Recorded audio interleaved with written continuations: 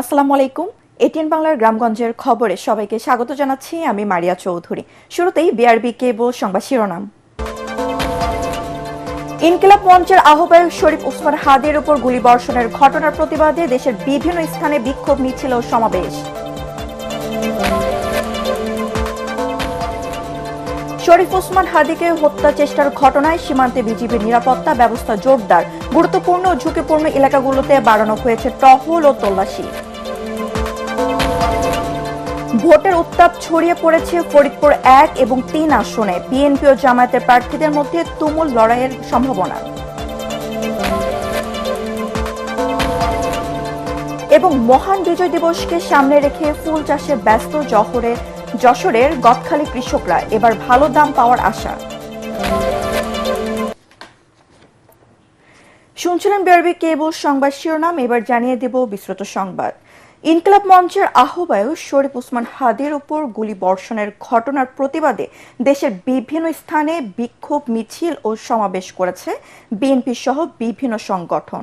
বরিশালে বিএনপি কার্যালয় চত্বরে বিক্ষোভ সমাবেশে অন্যান্যদের মধ্যে বক্তব্য রাখেন দলের চেয়ারপারসন উপদেষ্টা ও বরিশাল 5 আসনে বিএনপি মনোনীত প্রার্থী অ্যাডভোকেট মুজিবুর রহমান সরোয়ার। পরে একটি বিক্ষোভ মিছিল নগরের বিভিন্ন সড়ক প্রদক্ষিণ করে। নওগাঁয় কেডির মোড় বিএনপি কার্যালয় থেকে বিক্ষোভ মিছিল বের হয়ে শহরের বিভিন্ন সড়ক প্রদক্ষিণ করে নওজোয়ান মাঠে গিয়ে শেষ হয়। সেখানে সংক্ষিপ্ত সমাবেশে জেলা বিএনপির সভাপতি আবু বকর সিদ্দিকীর নান্নু ও নওগাঁ 5 আসনে বিএনপি মনোনীত প্রার্থী জাহিদুল ইসলাম ধুলু সহ অন্যান্যরা বক্তব্য রাখেন। এছাড়া এনসিপির উদ্যোগে মুক্তির মোড় কেন্দ্রীয় শহীদ মিনারে বিক্ষোভ সমাবেশে অনুষ্ঠিত হয়। সিরাজগঞ্জে বিক্ষোভ মিছিল ও সমাবেশ করেছে জেলা বিএনপি। দুপুরে শহরের ইবি রোডের পৌর ভাসানী মেলানায়তন চত্বরে সংক্ষিপ্ত সমাবেশ করেন দলটির নেতাকর্মীরা। এ সময় বক্তারা ওসমান হাদির উপর হামলার ঘটনা পরিকল্পিত এবং জাতীয় সংসদ নির্বাচন বানচালের অপচেষ্টা বলে মন্তব্য করেন। কিশোরগঞ্জের বিক্ষোভ মিছিল ও সমাবেশ করেছে জেলা বিএনপি ও এর অঙ্গ সংগঠনের নেতাকর্মীরা। দুপুরে শহরের রথখলা মাঠ থেকে বিক্ষোভ মিছিল বের হয়ে বিভিন্ন সড়ক প্রদক্ষিণ করে পুনরায় একই স্থানে গিয়ে শেষ হয়। মিছিল শেষে সমাবেশে বক্তারা হাদির সুস্থতা কামনা করে তার উপর হামলাকারীদের দ্রুত গ্রেফতারের দাবি জানান। নির্বাচনকে বানচাল করতে শেখ হাসিনার নির্দেশে ইনকিলাব মঞ্চের মুখপাত্র শরীফ ওসমান হাদির উপর হামলা করা হয়েছে বলে মন্তব্য করেছেন বিএনপির কেন্দ্রীয় নেতা ও নাটোর 2 আসনের প্রার্থী রুহুল কুদ্দুস তালুকদার দুলু। সকালে বিএনপির কেন্দ্রীয় কর্মসূচির অংশ হিসেবে নাটোরে বিক্ষোভ পূর্ব সমাবেশে তিনি এই মন্তব্য করেন।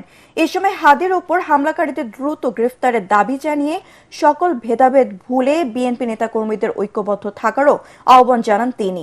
সমাবেশের শেষে রুহুল কুদ্দুস তালুকদার দুলুর নেতৃত্বে আলাইপুর দলীয় কার্যালয়ের সামনে থেকে বিক্ষোভ মিছিল বের করা হয়। মিছিলটি বিভিন্ন সড়ক প্রদক্ষিণ করে পুনরায় দলীয় কার্যালয়ের সামনে গিয়ে শেষ হয়। জনগণ স্বতঃস্ফূর্তভাবে এই নির্বাচনের মাধ্যমে বাংলাদেশের গণতান্ত্রিক ধারাকে আগামী দিনে অব্যাহত রাখবে, এটা বানচাল করার উদ্দেশ্যেই এই ঘটনা ঘটানো হয়েছে। আমরা বিশ্বাস করি, প্রিয় ভাই ও বোনেরা, আমরা এই ঘটনার সঙ্গে যারা জড়িত এবং আগামী দিনে আরো ঘটনা ঘটতে পারে, এই জন্য আমরা এখানে একত্রিত হয়েছি। আমাদেরকে সতর্ক থাকতে হবে, সজাগ থাকতে হবে, ঐক্যবদ্ধ থাকতে হবে। শরীফ ওসমান হাদির উপর গুপ্ত ও নিষিদ্ধ বাহিনী হামলা করেছে বলে মন্তব্য করেছেন বাংলাদেশ ইসলামী ছাত্র শিবিরের সেক্রেটারি জেনারেল নুরুল ইসলাম সাদ্দাম। দুপুরে নোয়াখালীর কোম্পানিগঞ্জে 2013 সালে 14 ডিসেম্বরে 7 শহীদের স্মরণে আলোচনা সভা ও দোয়া অনুষ্ঠানে তিনি এই মন্তব্য করেন। নোয়াখালী 4 আসনের সংসদ সদস্য প্রার্থী ও জেলা জামায়াতের আমির ইসহাক খন্দকার, নোয়াখালী 5 আসনের প্রার্থী অধ্যক্ষ মাওলানা বেলায়েত হোসেন ও বসুরহাট পৌর জামায়াতের আমির মোশাররফ হোসেন সহ কেন্দ্রীয় ও জেলা ছাত্র শিবির নেতারা সভায় বক্তব্য রাখেন।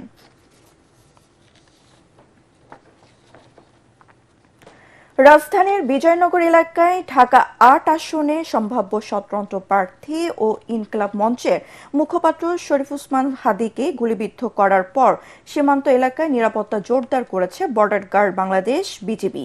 এই ঘটনায় জড়িত পলাতক আসামিরা যেন ভারতে পালিয়ে যেতে না পারে সে লক্ষ্যে বেনাপোল সীমান্তে ব্যাপক নজরদারি ও তল্লাশি কার্যক্রম চালানো হচ্ছে। সীমান্তে গুরুত্বপূর্ণ ঝুঁকিপূর্ণ এলাকাগুলোতে বাড়ানো হয়েছে টহল এবং যে সকল সীমান্তে কাঁটাতারের বেড়া নেই সেই সকল সীমান্ত সিলগালা করা হয়েছে। বেনাপোল আইসিপি, আমরাখালী, সাদিপুর, রঘুনাথপুর, ঘিবা, শিকারপুর, শালকোনা, কাশীপুর, মাসিলা, আন্দুলিয়া ও পাঁচপিসতলা এলাকা সহ সীমান্ত সংলগ্ন বিভিন্ন স্থানে মোতায়েন করা হয়েছে অতিরিক্ত বিজিবি সদস্য। এসব এলাকায় যানবাহন ও সন্দেহভাজন ব্যক্তিদের তল্লাশি অব্যাহত রয়েছে বলে জানিয়েছেন ৪৯ বিজিবি ব্যাটালিয়নের অধিনায়ক লেফটেন্যান্ট কর্নেল সাইফুল্লাহ সিদ্দিকী। রাজধানী বিজয়নগরে দুর্বৃত্তদের গুলিতে গুরুতর আহত ঢাকা ৮ আসনের সম্ভাব্য স্বতন্ত্র প্রার্থী ও ইনকিলাব মঞ্চের মুখপাত্র শরীফ ওসমান হাদির গ্রামের বাড়ি ঝালকাঠির নলছিটিতে চুরির ঘটনা ঘটেছে। গতরাতে পৌর শহরের খাসমহল এলাকায় এই ঘটনা ঘটে।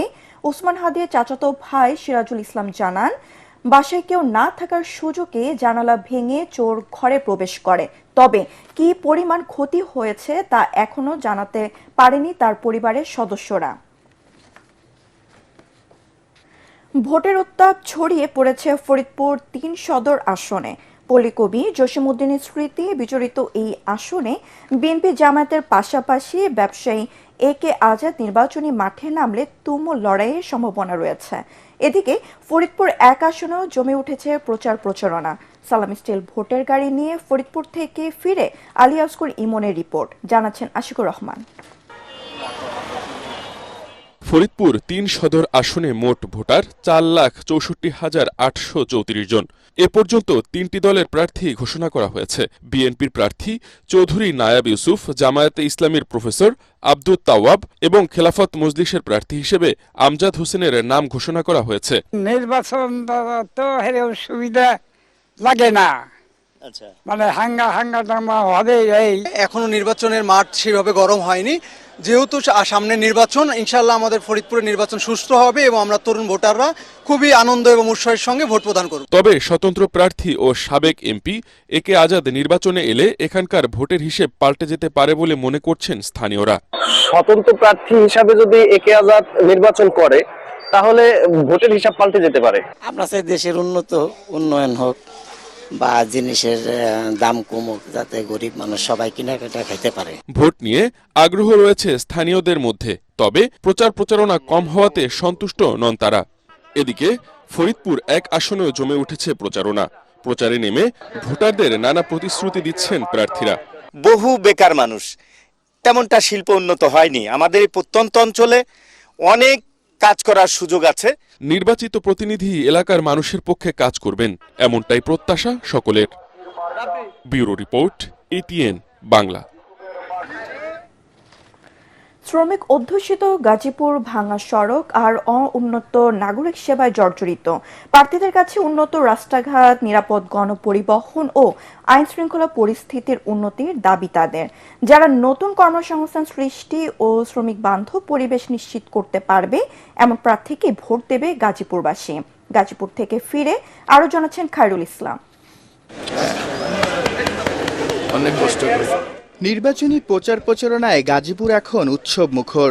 জনবহুল টঙ্গী, গাজীপুর সিটির পাড়া মহল্লা, শ্রীপুর কালিয়াকৈরের কারখানা আর কাপাসিয়া কালীগঞ্জের গ্রামীণ জনপদ প্রার্থী ও সমর্থকরা ভোটারের মন জয়ে ব্যস্ত সময় পার করছেন।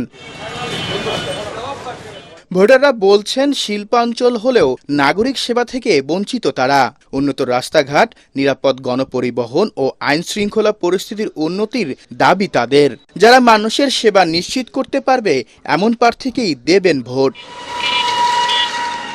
কলকারখানা, গ্রিন কলকারখানা, সেই সাথে মাদক মুক্ত একটি কাপাসিয়া উপহার দেবে। আমরা প্রার্থীকে আমরা বিজয়ী করব।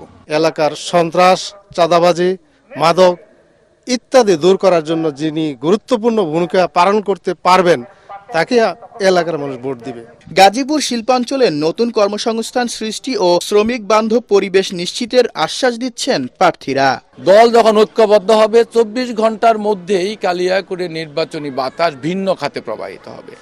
সুতরাং আমাদের এখন মূল লক্ষ্য ওই একটাই, দলের ঐক্যবদ্ধতা ফিরিয়ে আনা। আর প্রার্থী হিসেবে এটাই হলো আমার প্রধান লক্ষ্য। সামাজিক যে বিভাজন তৈরি হয়েছে সেটা নিরসন দরকার। সেই লক্ষ্যে কাজ করে যাচ্ছি যাতে ঐক্যবদ্ধ কাপাসিয়া হিসেবে আমরা এগিয়ে যেতে পারি, কাপাসিয়া উন্নয়নে কাজ করতে পারি। দেশের জন্য যিনি ভালো হবেন দল দেখবেন না, যিনি ভালো হবে তাকে ভোট দেন। আপনি আপনার পার্শ্ববর্তী যে অন্যায়গুলো হয়, চাঁদাবাজি, সন্ত্রাসী, দুর্নীতি, অবিচার, প্রতিহিংসা, হানাহানি বন্ধ হবে যার দ্বারা, তাকে ভোট দেন। তরুণরা চায় যে এখানে শিক্ষা প্রতিষ্ঠান হোক, তরুণরা চায় যে এখানে স্বাস্থ্যের সেবাটা নিশ্চিত হোক, তরুণরা চায় যে এলাকাটা মাদক মুক্ত হোক, তরুণরা চায় এলাকাটা সন্ত্রাস মুক্ত হোক, দুর্নীতি মুক্ত হোক। এগুলি তরুণদের প্রত্যাশা এবং এই প্রত্যাশা পূরণে আমরাও অঙ্গীকারবদ্ধ। গাজীপুর জেলার প্রায় ২৯ লাখ ভোটার এখন অপেক্ষায় তাদের যোগ্য প্রতিনিধি নির্বাচনে। খায়রুল ইসলাম, এটিএন বাংলা, গাজীপুর। নির্বাচনী তফসিল ঘোষণার পর থেকে খাগড়াছড়িতে বিএনপি মনোনীত প্রার্থী ওয়াদুদ ভূঁইয়ার পক্ষে জোরালো গণসংযোগ করেছেন বিএনপি ও এর সহযোগী সংগঠনের নেতাকর্মীরা। খাগড়াছড়ি জেলা সদরের মাইজছড়ি, জুগুরছড়ি, খামারিঢালা, নুনছড়ি, আখবাড়ি ও ঠাকুরছড়া সহ বিভিন্ন প্রান্তিক এলাকায় গত 2 দিন ব্যাপক গণসংযোগ চালানো হয়। গণসংযোগকালে নেতাকর্মীরা স্থানীয় ভোটারদের সাথে মতবিনিময় করেন এবং ধানের শীষের বিজয় নিশ্চিত করতে সবাইকে ঐক্যবদ্ধভাবে কাজ করার আহ্বান জানান। দিনাজপুরের পার্বত্যপুল ফুলবাড়ি আসনে ব্যারিস্টার কামরুজ্জামানকে মনোনয়ন দেয়ায় আজও দিনাজপুর ঢাকা মহাসড়কে আমবাড়ি বাজারে ঘণ্টাব্যাপী সমাবেশ ও রাস্তায় আগুন জ্বালিয়ে বিক্ষোভ করেছেন এস.এম. জাকারিয়া বাচ্চুর সমর্থকরা। বিক্ষোভ চলাকালে রাস্তার দুপাশে ব্যাপক যানজটের সৃষ্টি হয়। এ সময় বাচ্চুকে মনোনয়ন না দেওয়া পর্যন্ত মিছিল সমাবেশ সহ বিভিন্ন কর্মসূচি অব্যাহত রাখার ঘোষণা দেন আন্দোলনকারীরা। মহান বিজয় দিবসকে সামনে রেখে ফুল চাষে ব্যস্ত সময় পার করছেন যশোরের গদখালির কৃষকরা। সারের দাম বৃদ্ধি এবং অসময়ে অতিরিক্ত বৃষ্টিপাতের কারণে প্রায় 2 মাস ফুল চাষ ব্যাহত হলেও এবার দাম ভালো হওয়ায় ক্ষতি পুষিয়ে নেওয়ার আশা তাদের। যশোর প্রতিনিধি তামান্না ফারজানার পাঠানো তথ্য ছবি নিয়ে আরো জানাচ্ছেন নিয়াজ জামান সজীব। 1982 সালে 1 বিঘা জমিতে রজনীগন্ধা দিয়ে ঝিকরগাছার গদখালিতে ফুল চাষ শুরু করেন মরহুম শের আলী। তার সফলতা দেখে পরবর্তীতে ধান, পাট ও প্রচলিত শস্য চাষ ছেড়ে এলাকার কৃষকরা ঝুঁকে পড়েন ফুল চাষে। 4 দশকের বেশি সময় ধরে সম্প্রসারিত হওয়া ফুল চাষ গদখালিকে এনে দিয়েছে ফুলের রাজধানীর খ্যাতি। এখানকার মাটি ও আবহাওয়া ফুল চাষের উপযোগী হয় এই অঞ্চলের কৃষকরা নিত্য নতুন জাতের ফুল চাষে নজির স্থাপন করছেন। সারা বাংলাদেশে পাঠানোর জন্য আমরা সবাই ব্যস্ত আছি এই ফুলগুলো নিয়ে। এখানকার উৎপাদিত ফুল জেলার চাহিদা মিটিয়েও দেশের বিভিন্ন স্থানে সরবরাহ করা হচ্ছে। কৃষকরা জানান, এবছর অতিবৃষ্টি ও সার কীটনাশকের দাম বেশি হয় ফুল চাষে খরচ পড়েছে অনেক বেশি। তবে অন্যান্য বছরের তুলনায় এবার দাম বেশি হয় ক্ষতি পুষিয়ে নিতে পারবেন বলে আশা তাদের। সামনে যে অনুষ্ঠানগুলো আছে সেগুলো আশা করি যে আমাদের ক্ষতিটা কাটিয়ে উঠতে পারবো। গত বছরের চাইতে এবার বছর তো ফুলের বাজার ভালো, দামও ভালো। জেলা কৃষি সম্প্রসারণ অধিদপ্তরের কর্মকর্তা জানান, ফুল চাষের ক্ষেত্রে ছত্রাক সহ যে ধরনের সমস্যার সম্মুখীন হতে হয় তার সমাধান দিতে কৃষকদের নানা পরামর্শ দিচ্ছেন তারা। কৃষি সম্প্রসারণ বিভাগের পক্ষ থেকে তাদেরকে বিভিন্ন ধরনের কারিগরি প্রশিক্ষণ দেয়া হচ্ছে, বিশেষ করে তাদের রোগ পোকামাকড়, ফুলের ব্যবস্থাপনা। এবার 16 ডিসেম্বরকে কেন্দ্র করে 15 থেকে 20 কোটি টাকার ফুল বিক্রি হবে বলে আশা কৃষকদের। যশোর জেলায় এবার 638 হেক্টর জমিতে বিভিন্ন জাতের ফুলের চাষ হয়েছে। Bureau report, ATN Bangla. পরবর্তী সংবাদ দেখার আমন্ত্রণ জানিয়ে এখনকার মতো শেষ করছি। এটিএন বাংলা সংবাদ ইউটিউবে দেখতে ব্রাউজ করুন youtube/ATN Bangla News। ধন্যবাদ সবাইকে।